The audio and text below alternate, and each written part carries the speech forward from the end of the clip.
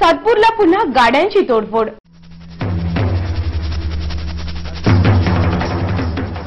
कामगार नगर परिसरात दहशतीचं वातावरण।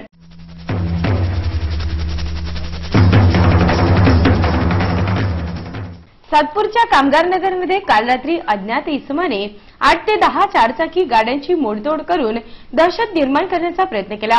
ही गोष्ट सकाळी नागरिकांच्या लक्षात आल्यानंतर त्यांनी पोलिसांना माहिती दिली।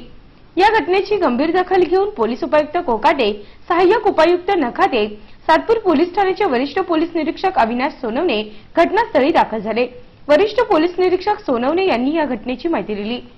सर्व स्टाफ जवळपासच्या पोलीस स्टेशनचे अधिकारी व कर्मचारी सगळे या कामात जोडलेले आहेत, जेणेकरून हे जे टवाळखोर आहेत समाजकंटक तर त्याच्यावर आम्ही एकजुटीने आणि संघटितपणे आता सर्वच अधिकारी कामाला लागलेलो आहोत की या घटनेची परत पुनरावृत्ती होऊ नये आणि ही घटना फार गंभीर घटना आहे अशा पद्धतीने आम्ही घेतली, प्राधान्याने याच्याकडे लक्ष पुरवलं। नगरसेवक सलीम शेख यांनी आपण यापूर्वीच या परिसरात पोलीस चौकीची मागणी केली होती, तिची आता तरी दखल घ्यावी असे मत व्यक्त केले।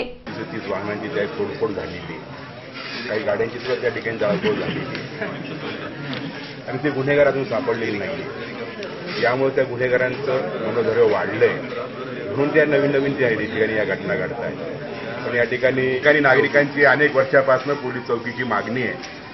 माननीय या ठिकाणी उपायुक्त साहेब आले, मी त्यांना विनंती करणार आहे त्या नागरिकांची मागणी की या ठिकाणी पोलीस चौकी पाहिजे की तात्काळ आपण या कामगार नगरमध्ये माननीय पोलीस उपायुक्त तात्काळ या ठिकाणी पोलीस चौकी मंजूर करावी अशी मी त्यांना विनंती करणार आहे। वर्षभरापूर्वी अशाच प्रकारे सातपूर कॉलनीत वाहनाच्या तोडफोडीची घटना घडली होती, तिचा अद्याप तपास लागलेला नाही।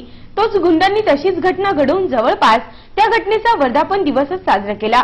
हे राज्य पोलिसांचे की गुंडांचे असा प्रश्न सर्वसामान्यांपुढे निर्माण झालाय। नाशिक सिटी साठी व्हिडिओ जर्नलिस्ट सुनील पगारे, सातपूर।